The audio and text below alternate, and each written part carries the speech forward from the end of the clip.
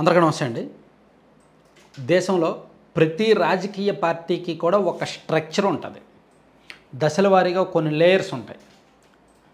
జనం కాకుండా కార్యకర్త, ద్వితీయ శ్రేణి నాయకులు, నియోజకవర్గ స్థాయి నాయకులు, జిల్లా స్థాయి నాయకులు, రాష్ట్ర స్థాయి నాయకులు, అంతిమంగా పార్టీ బాస్. పార్టీ బాస్ నుంచి దిగువ స్థాయిలో కార్యకర్తల వరకు కనెక్షన్స్ సాధారణంగా ఉండవు. పార్టీ ప్రతిపక్షంలో ఉన్నప్పుడు, పార్టీ ఇబ్బందుల్లో ఉన్నప్పుడు మాత్రమే ఆ కనెక్షన్స్ ఉంటాయి. ఇది అన్ని పార్టీల్లో సర్వసాధారణంగా జరిగేదే. ఒక్క వైఎస్ఆర్ కాంగ్రెస్ పార్టీలో మాత్రం ఒక డిఫరెంట్, ఆ పార్టీ స్ట్రెంగ్త్ ఏంటంటే జగన్ టు కార్యకర్త ఒక ఎమోషనల్ బాండింగ్ ఉంటుంది. కార్యకర్తలకు పార్టీలో నాయకులో లేదా వాళ్ళలో వీళ్ళలో పట్టరు. జగన్మోహన్ రెడ్డి గారు అంతిమంగా జగన్ ఎలాంటి వాడైనా మాకు జగన్ కావాలి, ఆయన ఎటువంటి వాడైనా మాకు జగనే కావాలి, జగనే ఉండాలి అనేంత ఎమోషన్లో ఉంటారు కొన్ని వర్గాల వాళ్ళు. మొదటి నుంచే అంతే. జగన్మోహన్ రెడ్డి గారు 2011లో పార్టీ పెట్టి 2012లో అరెస్ట్ అయిన, 2013లో బయటకు వచ్చిన, 2014 ఎన్నికలు, ఆ తర్వాత పాదయాత్ర, తర్వాత సీఎం అవ్వడం, మొదటి నుంచే అంతే. కార్యకర్తలకు జగన్మోహన్ రెడ్డి గారి పట్ల ఆ ఎమోషన్ అనమాట. ఆయన ఎవరు నిలబడితే వాళ్ళనే గెలిపించాలి అనేంత పిచ్చి.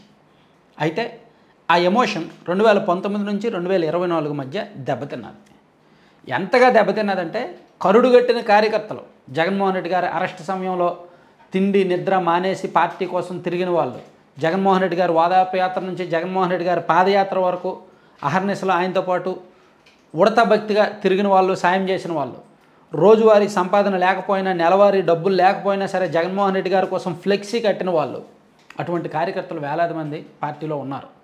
ఒక ఎమోషనల్ బాండింగ్ ఉంది వైసీపీ పార్టీలో. ఇతర పార్టీల్లో అది ఉండదు. ఎందుకంటే ఆ పార్టీ పుట్టడమే ఒక సెంటిమెంట్స్, ఒక సింపతి నుంచి పుట్టింది కాబట్టి, ఒక ఎమోషన్ నుంచి పుట్టింది కాబట్టి ఆ ఎమోషనల్ బాండింగ్ ఆ పార్టీలో ఉంది. అయితే అధికారంలోకి వచ్చిన తర్వాత ఆ బాండింగ్ పోయింది. నిజమైన కార్యకర్తలు మోర్ దాన్ 50% ఇన్యాక్టివ్ అయిపోయారు. వైసీపీలో 2019 నుంచి 2024 మధ్యలో మోర్ దాన్ 50% ఎమోషనల్ క్యాడర్ కూడా ఇన్యాక్టివ్ అయిపోయారు. జగన్మోహన్ రెడ్డి గారి గురించి వాళ్ళు అనుకున్నది ఒకటి, జగన్మోహన్ రెడ్డి గారు ఒరిజినాలిటీ ఒకటి అని. ఆయన పరిపాలన వేరు, ఈయనేమో రాజశేఖర రెడ్డి కాదు, రాజశేఖర రెడ్డి గారు జనాల్ని, నాయకుల్ని ప్రేమిస్తాడు, కానీ ఈయన పగతో ద్వేషంతో పరిపాలిస్తున్నాడు అని చాలామందికి అర్థమైపోయి, రియలైజ్ అయిపోయి సైలెంట్ అయిపోయారు, ఇన్యాక్టివ్ అయిపోయారు. 2024లో పార్టీ కూడా సర్లే ఇన్యాక్టివ్ అయితే అయింది, మాకు ఐప్యాక్ ఉంది, ఐప్యాక్ టీం ఉంది, సోషల్ మీడియా పేమెంట్ కార్యకర్తలు ఉన్నారు, సో సోషల్ మీడియా టీం ఉంది, గెలిచేయచ్చులే, జనాల్ని పిచ్చోళ్ళని చేయొచ్చు, డబ్బులు పంచవచ్చు, అది ఇది అని చెప్పి ఏదో జగన్మోహన్ రెడ్డి గారు వెళ్ళారు, ఫెయిల్ అయ్యారు, దెబ్బతిన్నారు. ఇప్పుడు మళ్ళీ పార్టీలో కార్యకర్తలు గుర్తొచ్చారు. జగన్మోహన్ రెడ్డి గారికి కార్యకర్తలు గుర్తొచ్చారు. అధికారంలో ఉన్నప్పుడు కార్యకర్తలు లేరు, ఓన్లీ సోషల్ మీడియా కార్యకర్తలు కూడా కొంతమందికే డబ్బులు ఇచ్చావు, అందరికీ సోషల్ మీడియాలో కూడా అందరికి ఇచ్చేవాళ్ళు కాదు. అది పక్కన పెడితే ఈవెన్ పార్టీ అధికారంలో ఉన్నప్పుడు కార్యకర్తలకు అక్కర్లా, నాయకులకి కూడా జగన్మోహన్ రెడ్డి గారి అపాయింట్మెంట్ దొరికేది కాదు. తిరుమల వెంకటేశ్వర స్వామి దర్శనానికి వెళ్తే బ్రేక్ దర్శనము, ప్రోటోకాల్ దర్శనానికి వెళ్ళినప్పుడు ఉంటుంది. సాధారణ భక్తులు ఎంత కష్టపడి దర్శనం చేసుకోవాలో ఈవెన్ అలా కూడా ఈయనకి జగన్మోహన్ రెడ్డి గారి దర్శనం ఉండేది కాదు. కార్యకర్త నాయకులకు కూడా, ఎమ్మెల్యేలు కూడా రోజుల తరబడి వెయిట్ చేసేవాళ్ళు జగన్మోహన్ రెడ్డి గారి అపాయింట్మెంట్ కోసం. జగన్మోహన్ రెడ్డి గారు కాదు కదా, జగన్మోహన్ రెడ్డి గారి దగ్గర పనిచేసిన ముఖ్య కార్యదర్శి ఐఏఎస్ ధనుంజయ రెడ్డి గారి అపాయింట్మెంట్ కోసం కూడా పొద్దున్న 9కి వెళ్ళి సాయంత్రం 6 వరకు 7 వరకు వెయిట్ చేసిన ఎమ్మెల్యేలు కొంతమంది ఉన్నారు సీఎంఓలో. అంత దారుణమైన, అంత దుర్భరమైన పరిస్థితి నాయకులకు ఎదురైంది పార్టీ అధికారంలో ఉన్నప్పుడు. సో నాయకులకే పరిస్థితి అలా ఉందంటే కార్యకర్తలు ఇంకా ఎలా ఉన్నారో అర్థం చేసుకోవచ్చు. అందుకనే వైసీపీలో నిజమైన కార్యకర్తలు 2024 ఎన్నికల్లో కాడి వదిలేశారు. అందుకే వైసీపీ కంచుకోట లాంటి నియోజకవర్గాలు, పల్నాడు జిల్లాలో వైసీపీ కంచుకోట లాంటి నియోజకవర్గాల్లో వైసీపీ ఓడిపోయింది.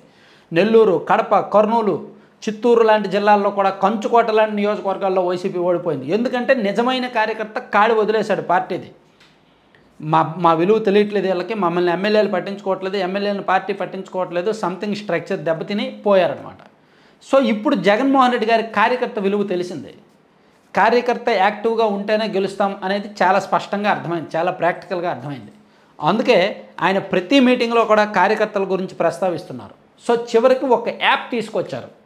ఎందుకంటే వైసీపీ కార్యకర్తలను కూటమి ప్రభుత్వం వేధిస్తుంది, అక్రమ కేసులు పెడుతున్నారు.